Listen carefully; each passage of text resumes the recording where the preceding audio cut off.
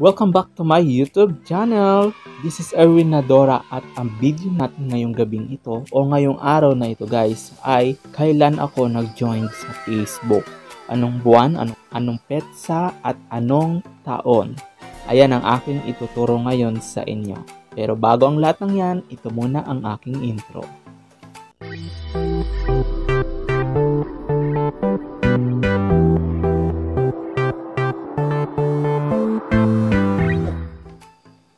So, ayun na nga. Join ako sa Facebook. Kailan ba na yan?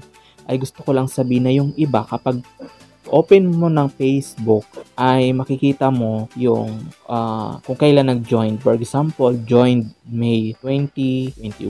Ganon. Sa akin kasi wala. So, ang ginawa ko, ganito. So, panoorin nyo po ito. Narito. Punta lang tayo sa Facebook app at mag-login. Pagka-login po natin, i-click lang natin itong tatlong guhit dito sa gilid. Pag na-click na natin yan, pumunta tayo sa settings and privacy. Pag na-click natin itong settings and privacy, click natin to ulit yung settings.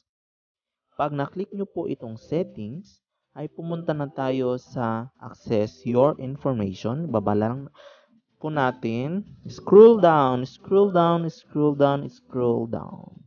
Yan. Okay, ito, i-click natin itong access your information. Pag na-click mo na yan, punta tayo sa personal information. Ibaba lang natin. Baba, baba. Ang tagal. Ayan, ibaba, baba, baba. Pagkababa, baba, baba. Itong personal information na yan, guys. Ayan ang i-click ninyo. So, ibaba ko lang saglit, ha. Pero ayun talaga yung i-click nyo. At pag na-click nyo yun, makikita nyo na kung kailan kayo nag-create ng Facebook. Okay, kung kailan. Sa akin kasi ay, yung tagal naman nito. Okay, ito na. Click natin yung personal information. Ay, ito po.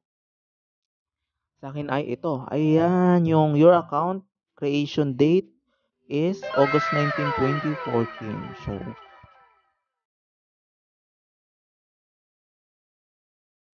ayan. So, ayan nga po yung napanood nyo. So, nakita nyo na kung kailan ako nag-join.